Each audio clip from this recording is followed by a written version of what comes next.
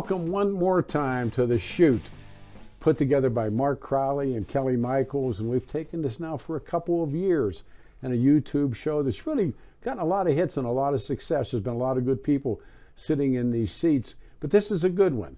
I didn't know that I thought there were two more shows. There is one more show this coming Saturday, February the 17th. Jimmy Sengenberger's here, and after all of these years, throws it in, but with good reason, and has a long place to move on to. Thanks, brother. No, man, good to see you. Thank you too. I mean, I was kind of taken back by an announcement that you made, and you just take it from here. Yeah, I mean, you know, when the time comes, you know it.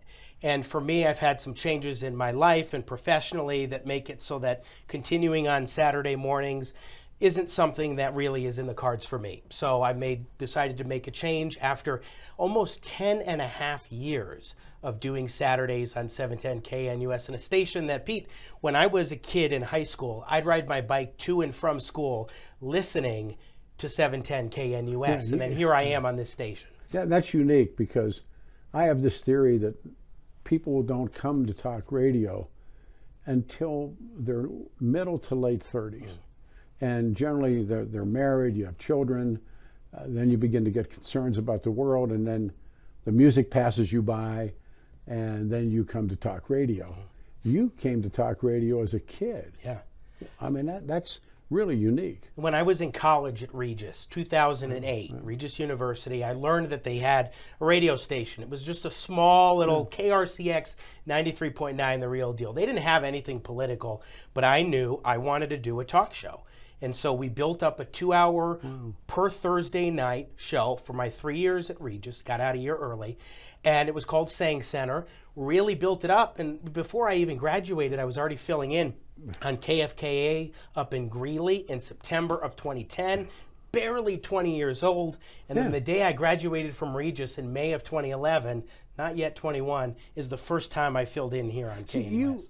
You fit that early model of the top 40 jocks. I mean, guys like Charlie Martin, his mother used to drive him to his on-air job. I mean, Limbaugh would sit upstairs and play radio as a kid. I mean, that wasn't me, but that was you. It was. Rush was my real introduction to talk radio, thanks to my grandpa Walt, who, when I was 12, he played Rush in the car. We were coming back from a golf game. I got hooked. And I did do a number of mock radio shows that I'd record. Did you? On a cassette tape. And I have those tapes. Yeah. What I'll do with them, probably nobody will ever know. That's right. You go with Nixon's tapes.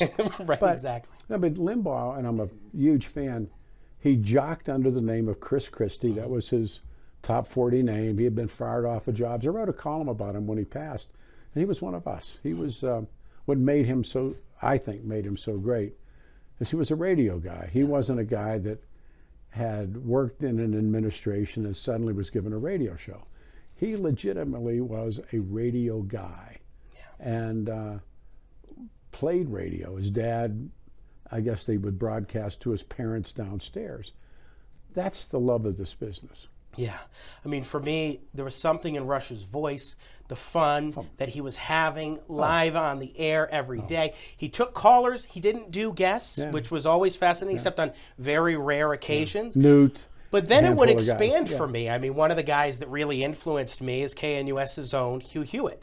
I would listen to how he'd conduct interviews and how he'd remind people who the guest is. The sort of, I have always thought of it, the Hugh Hewitt school of reminding listeners what's going on when you're doing an interview.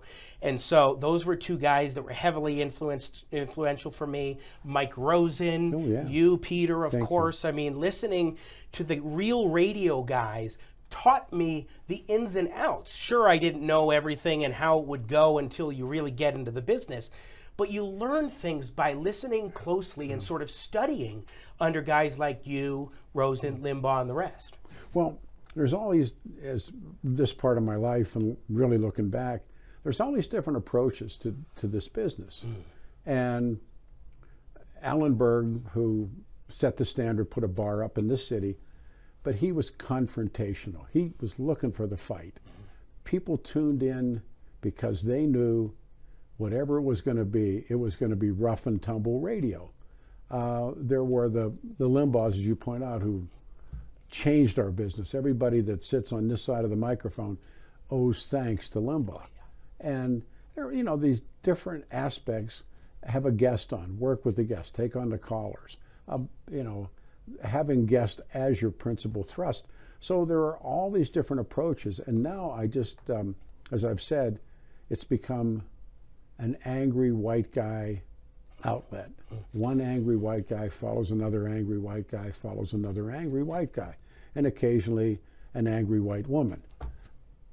And we once were broadcasters, and we become narrowcasters. Yeah.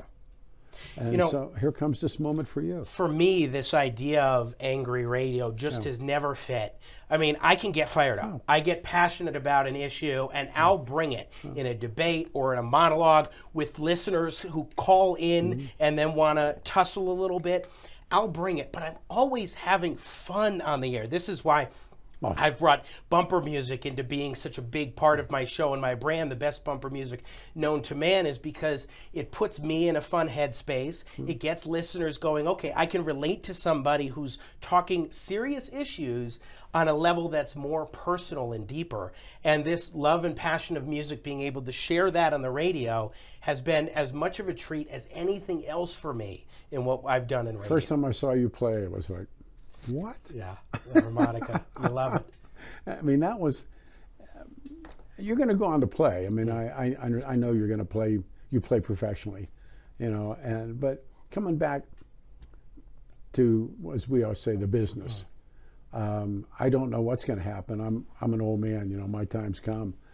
This is so much fun to do, and Saturdays are so much fun to do, but there's a bittersweet part of this. There's a sadness to this. And I was really taken back when you went, no, that's enough. I'm pulling away. Was there a moment for you to say, okay, that's it? Because I know you've been getting beat up a little bit too. So. Oh, well, you know, it comes with the territory when you're in media. And I'll be doing my twice weekly columns in the Denver Gazette. I've got some other projects cooking. For me, it really comes down, I've had some family changes in my dynamic with my girlfriend and her son. I've had these opportunities with writing that have just really gone in a direction I never anticipated. It's kind of funny how in college, I both did my campus radio show, as I talked about, and I also wrote for and was an editor on the student newspaper, The Highlander. And I never knew that my career path would take me in both the directions of radio and very seriously writing. So I've got some independent things that are in the works as well. And for me, it just sort of comes down to when you're doing Saturday mornings, and that eats up Friday nights and going into the weekends and so forth. You have to sort of make that calculus of what are the priorities at this point in time and where do you go from here? And for me, I don't believe this is the end for me for radio at all. It's just Saturday morning, sunsetting the show, coming up this weekend. And I will say, you use the word bittersweet, and it definitely is bittersweet. Sure, in that we've built something special on Saturdays with my program. I mean, not only have I had tremendous guests, I did a face-to-face interview within my first year with the late Charles Krauthammer, which was extraordinary for me. I built a relationship and a friendship with the late Judge Ken Starr and had interviews with him, including in this room when I was doing a morning show called Business for Breakfast for Salem. So we've had those opportunities, and then I've had Richie Furay, two-time Rock and Roll Hall of Famer, in studio, and I jammed for what it's worth with him on harmonica. I mean, these are some tremendous highlights, and we've been along, our listeners have been along for the ride and for the journey. So there's certainly a lot of sadness in that regard, but, you know, things change in life, things evolve in careers, and you have to sort of go with the direction that seems like it's the right one. You know, it's a business. I always tell people that it's a junkie business. After you've done it for, you've done it for how many, 14 years? I mean, it's probably somewhere on the order of 15. Okay. When you factor in college radio, something on the order of 15. So. When you do it for that many years, it's hard to walk away and talk to somebody about their insurance needs. You know, because you've been, like you've talked about, you get to be around these tremendous, magnificent people that you would have never, you know, and as a young person, young man, thought, I'm going to sit in a room with fill in the blank, and we're going to talk, or they're going to be their guest on the line, or somebody's going to ask you like your opinion of something. You know, me, you know, I tell a story that I can read. It's one of my gifts. I've given the gift to be able to read. And I was with Mrs. Romer, who was a delightful lady, very lovely woman. And we were in this green room talking. We were going to do this television piece on reading. And she said to me, we're sitting there talking, she said, I have no idea why these people care about what I think. I thought, you know, you're right, Mrs. Romer. I have no idea either. Right. Why somebody would even remotely think about what I think or care about. And I think that what's happened is this mass explosion of, and it's an implosion as is the next explosion of, why do you think I care? Right. And wow, I worry about what the future is going to be, not for me, but for the business. You hit on something so important, I think, Pete, that when you look at radio, I mean, people often say it's an intimate medium, and it is, though. It really is. It's not just a catchphrase. And the reason why that's the case is because you're just listening to a voice. You don't have the distractions of the images and what have you. You've got the voice, a voice that you are very familiar with. You come to know that person as, at least as they present themselves. Hopefully they're authentically themselves. Well, they have to be. I think, you know, that's certainly the case for me, for you. But when you have that visceral connection to somebody that you're listening to, and then you're hearing them interact with other guests or with listeners that are calling in from within your community, especially one of the beautiful things about local talk radio is you hear people who could be your neighbors who are talking about things that are impacting you and your communities and your city and state. And there's something so deeply personal and connective to that. And then you add in the dynamics of, okay, is this person sort of have an irascible personality? Are they fun-loving and vibrant? What is it? And you get such differences among the different hosts. And that's where something unique comes into play for a listener, because you got Peter Boyles, who's very different from Jimmy Sengenberger, but you might listen to Jimmy and continue on to Peter because there's something about both of them that you really enjoy.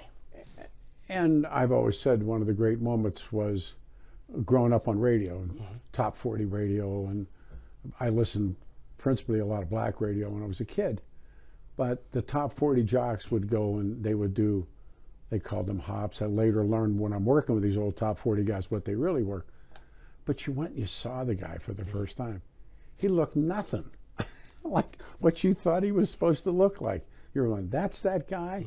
And they look like me, but they had these magnificent voices. Peter, the number of people who, especially earlier on in my career, before they started to be aware of my age, who would meet me and then be like, wait a second, how old are you? No, you're not that guy. Because you don't have my voice sounds a lot older. I remember there was a guest that I had on, Dominic Chu from CNBC, back when I was doing Business for Breakfast. And he made a reference to something from the early 90s. I'm sure you'll remember that. In the back of my mind, I'm going, I was a baby or a toddler in the early 90s. But there was that sort of, even for a guest who eventually learned my age and all of that, but even for a guest who didn't realize it because of the voice that I was bringing, the knowledge and expertise that I had, I was able to do that. But when you meet somebody in person and then they go, wait a second, you're that guy, it can be a mind-blowing experience. And who we are has changed. Last Friday, one of the magnificent sportscasters this city radio has ever produced, Larry Zimmer.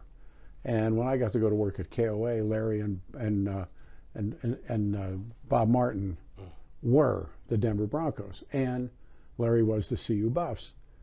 Larry passed away, and it was and the same thing happened when Irv Brown passed away, and it was like this who's who of old timers, and I remember those guys when I'm a kid coming in, and you just looked up to them, that you revered them.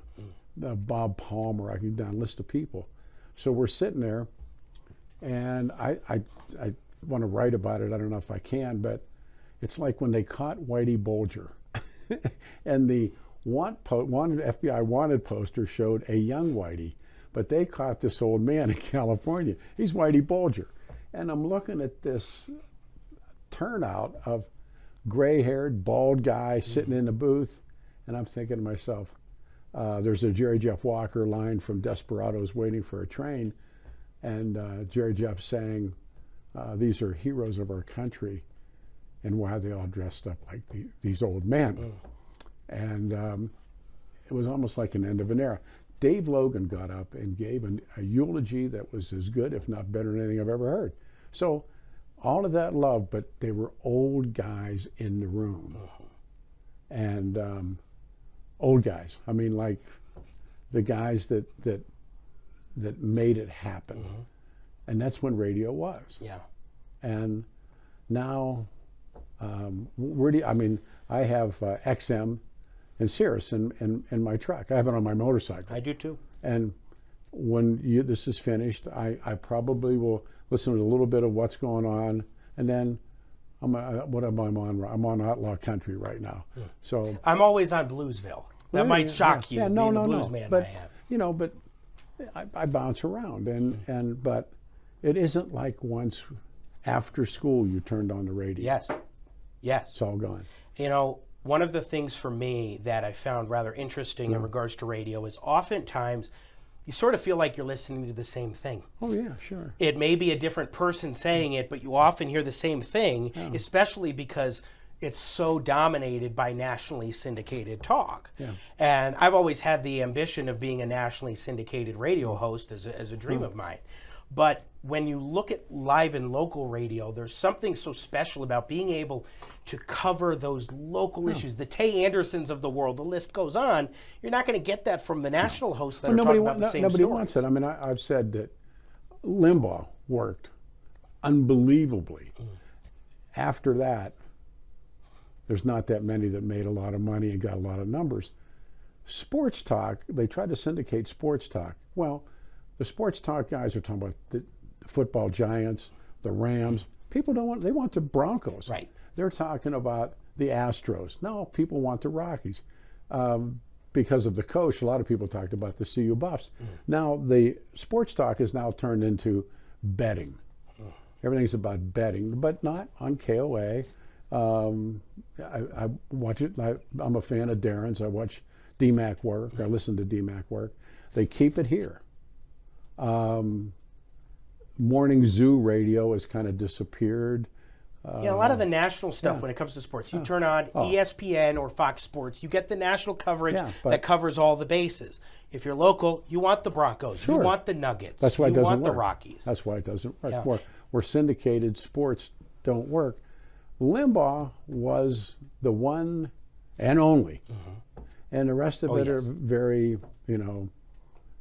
channeled or very narrow. Well, the thing about Limbaugh, if I could just say something about Limbaugh, he came in at the right time, realized there's a niche for this national approach, and he was fun, especially in his earlier years. The fun that he brought with his humorous bits and all sorts of things like that, that really said, this isn't just anger, this is somebody who's channeling the emotions of people, and he's having a blast doing it. He wasn't an angry guy on the air. No. And he had, his special sauce was Roger Ailes. I mean, how that all ends, but Roger Ailes, perhaps, I mean, deeply flawed, but one of the great minds. And I just finished a book about a couple months ago about Ailes. Twisted beyond belief, but Rupert Murdoch backed the truck up and said, build me a news outlet, and he built Fox. So there are these guys, and now after the Communications Act, and I've said this many times, I used to go to work and see the owner. And then we would see the owner occasionally. And then we quit seeing the owner. Then there was no owner, there was a group. And then there were the money guys. And it just kind of I don't know if it shrunk this way or expanded that way, but then it got down to we have 5 different people in 5 different radio stations being what we used to call the traffic person, or the internal traffic. Well, they said, well, one person can do all of it. 4 people lost their jobs. One person got overburdened. They didn't care. They were what the economic theory is called squeezed to profit. And that's kind of where radio sits right now.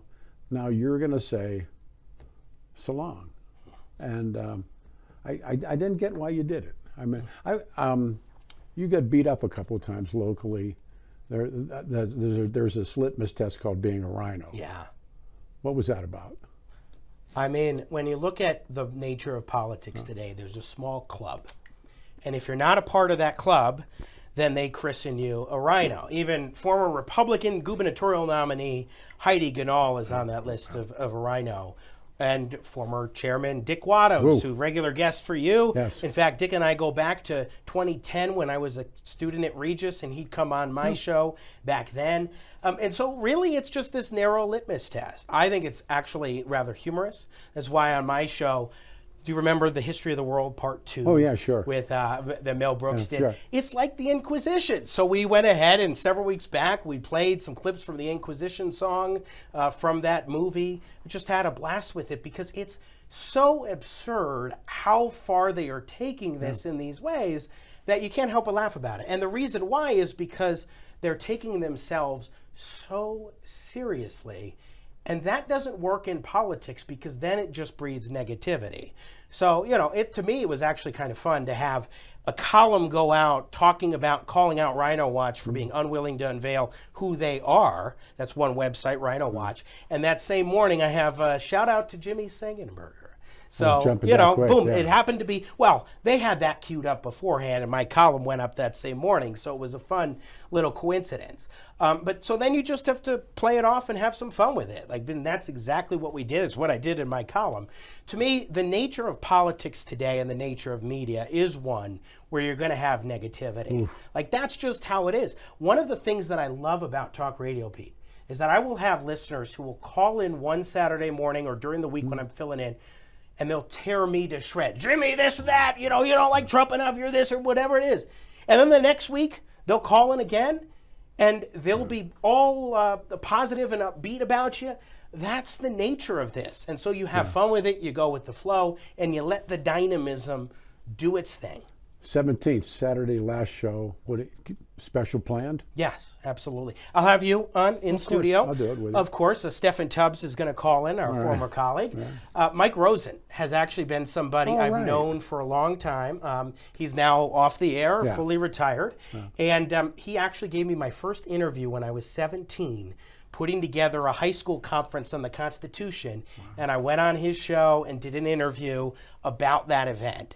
And then he had me on a few years later on his show on KOA.